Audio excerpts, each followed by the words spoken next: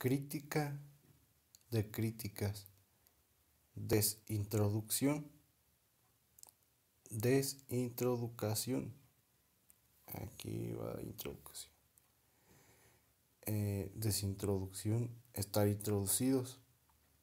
Primero que nada, permite lector presentarme. Y claro, con cortesía, mi nombre es Heriberto Garnica López, de la ciudad de Morelia, estado de Michoacán. Para mí no es tan importante la vida del autor ni nada de eso. Eso quiero remarcarlo. Solo es importante en la cultura y tiempo histórico donde se vive del escritor para entenderlo.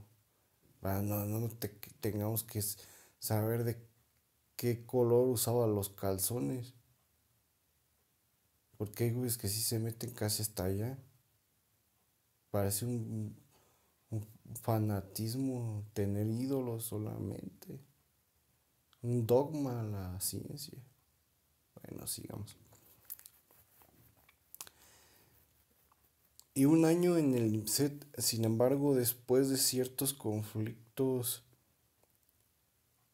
retomé la lectura y la escritura que había abandonado. No me interesa el título o papel. A final de cuentas, el profesional muchas veces parece dominado por el instituto, por no plantear un tipo de ciencia que esté por encima de la actual demanda de los parajes actuales, de un supuesto progreso de la humanidad. Eso que se lo creen los tontos. Soy un libre pensador, amo el arte, pienso que sin él estaríamos perdidos, sin la música, sin la obra de arte literaria, el ensayo de paz de Vasconcelos. Démosle vida. La obra de El Eclesio, un sueño mexicano o un pensamiento interrumpido. Añadiría un ensueño mexicano, un Carlos Castañeda olvidado. Más que hablar de mí, mejor te hablo de lo que pienso, pero no voy a hablar en este libro. No creo que tengamos que escribir por pura charla. Es algo que critico del enfoque de Deleuze, aunque afirmo vario y mucho de su pensamiento. Algo. En primera puse ese título para introducirte a mi ensayo Crítica de Críticas, porque pienso que no tengo que introducir a nadie a nada, y nadie lo hace. Cada quien se introduce en los textos por interés y no por un papel o título que me avale. Otra cosa sería que la sociedad no quiere en un inconsciente aceptar al autodidacta, como Nietzsche decía. Todo se da por antonomasia. Eso yo estoy abierto a la discusión. Bueno, por si alguien quiere por ahí criticar o cualquier cosa, una pregunta, un comentario, un allanamiento. Antes de seguirme de largo, hago ciertas especificaciones. No escribo para cualquier tipo de lector. Diría que escribo para el que quiere leerme, sin importar su lengua o su etnia.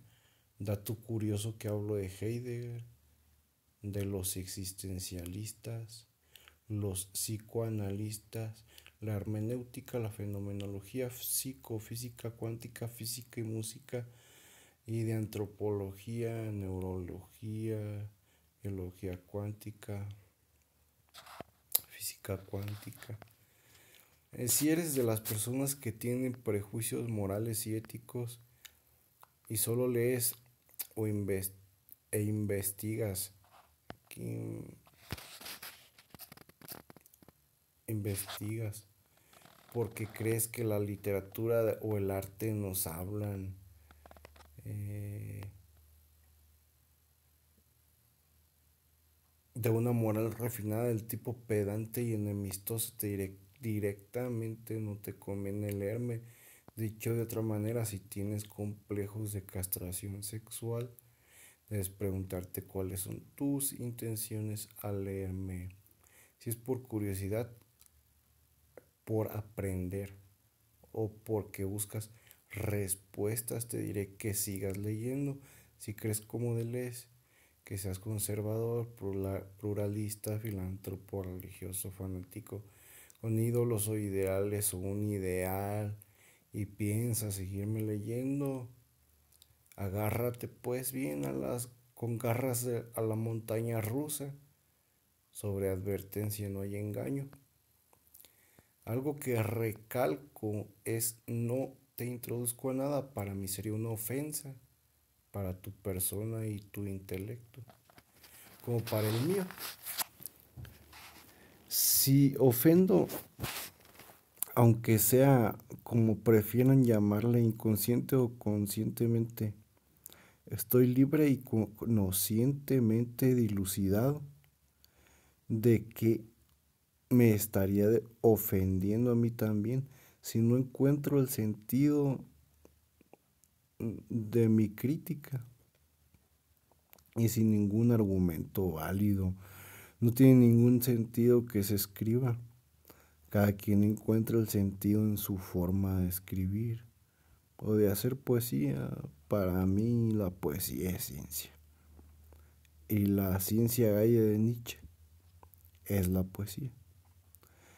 En esta nota inicial de texto que tengo redactado, porque la introducción es lo último que se hace un libro o ensayo o prosa literaria o filológica o por la ortodoxia. Al menos es aconsejable hacerlo cuando se pretenda dar fin al ensayo, ya que un escritor no solo por no, no solo por una obra remarca su pensamiento, siempre hay un orden lógico donde remarca algún relieve de tonalidad de un pensamiento, es decir, donde se vuelve más específico. Por ejemplo, casi al final de las obras de Federico Nietzsche y en la genealogía de la moral, Ciencia Gaia, Más allá del bien y el mal, Zaratustra y el Anticristo. Estoy un 100% de apoyo como total a las arbitrariedades, porque representa la defensa del libre pensamiento y para eso no se pide permiso, con eso se nace, es por antonomasia. Para mí Nietzsche no es ningún nihilismo, eso creo que ya el instituto lo comprende, pero como que se le olvida. Bueno, mesetas, cimas, relieves y valles en las praderas y los parajes actuales. Antes de proseguir con mi crítica, diré que Deleuze es un ejemplo del animarse a reinterpretar los textos de los gigantes occidentales, y eso se sabe, y estoy casi de acuerdo con él para saltarme esto. La verdad es muy buen filósofo. Por lo que quiero decirles que no se tome tan en serio mi crítica, como él dice, en el anti-Edipo o el anticomplejo de castración. Aquí estamos hablando. Eso, esto solo es mi opinión. Fue genial, porque abre la posibilidad a seguir con la filosofía. Pareciera que se le estaba reteniendo como en un muro y tú le abriste nuevamente la caja a la Pandora de la filosofía, que pienso que sí es verdad que entiende a Nietzsche, que entiendes a Nietzsche, que estoy seguro que lo comprende. Es que yo hablo como en tiempo presente porque yo platico con sus letras, ¿no? Realmente se está hablando con alguien cuando se le lee. Bueno, pero no de que lo entiendas. Y adelante pongo mis argumentos, obviamente. Solo creo que nadie se debería de tomar nada en serio. Exhorto a la humanidad a que abra su mente. Hay dos cosas en la literatura que creo que siempre se hablan inconscientemente.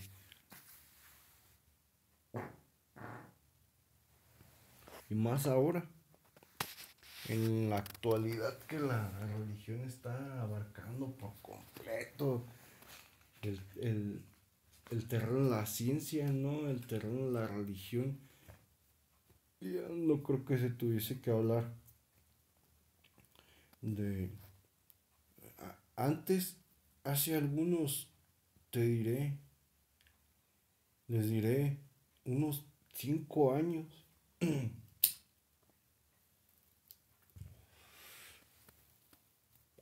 no tiene ni tanto, en serio. Yo a Nietzsche lo tengo leyendo desde que salí de la prepa. Fue cuando más me interesé por él, ¿no? Y en la prepa no te lo mencionan. En la prepa es lo que me cae gordo porque primero te dicen, mira, esto es. Y llegas a la facultad y olvídate, olvídate de todo lo que aprendiste y aquí esto es esto. La educación está precaria. Bueno, Nietzsche eh, es un gigante, pero últimamente, como comentaba, es una moda, se ha vuelto un modismo. Todo lo que agarra el hombre lo hace caca, ¿no? O sea, lo populiza y lo echa casi a perder. Pero a Nietzsche no se le echa a perder así. A Nietzsche no se le pasa. Por algo creó un parteaguas. Y creo que solo Marx y él han hecho eso. Evidentemente también el gran Agustín, ¿no?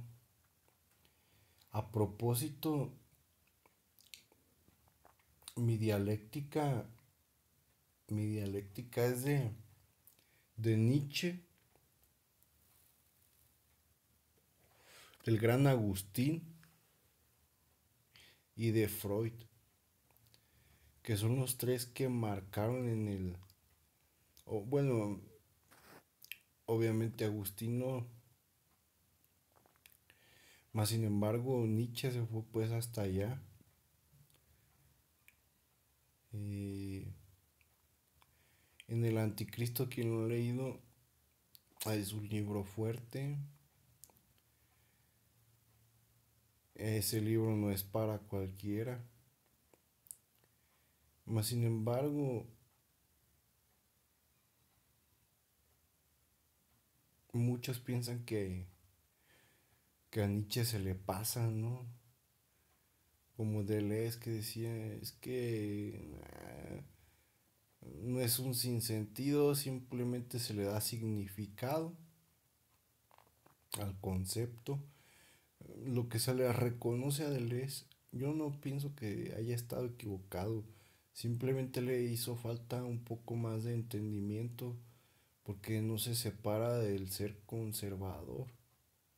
El ser conservador, como decía Nietzsche, la conservación tiende a su extinción por naturaleza, el devenir eterno, el eterno retorno. Dicen que la filosofía de Nietzsche se basa o el principal concepto que parte como un tema de su filosofía es precisamente esta de lo necesario, ¿no? De lo necesario que se vuelve en su exterminio. Lo que se, lo que se, la conservación es lo necesario y la conservación es, se vuelve en destrucción, en exterminio, porque lo que se conserva no es una quietud, un no movimiento, una no inmanencia. Ajá. Por eso criticó a Platón, porque Platón hablaba desde la caverna, ese mitillo de la caverna, muy famoso. No creo que tenga siquiera por qué mencionarlo. Eh, Más que nada, el mundo de las ideas. El mundo de las ideas, no donde una sociedad que vivía idealizada de un Dios, eh, de valores cristianos. Realmente la iglesia impone valores que ni ella sigue. O sea, la iglesia sí tiene el derecho, o no, vamos, no el derecho, impone la ética y para ella no. O sea, no es equitativa la ley.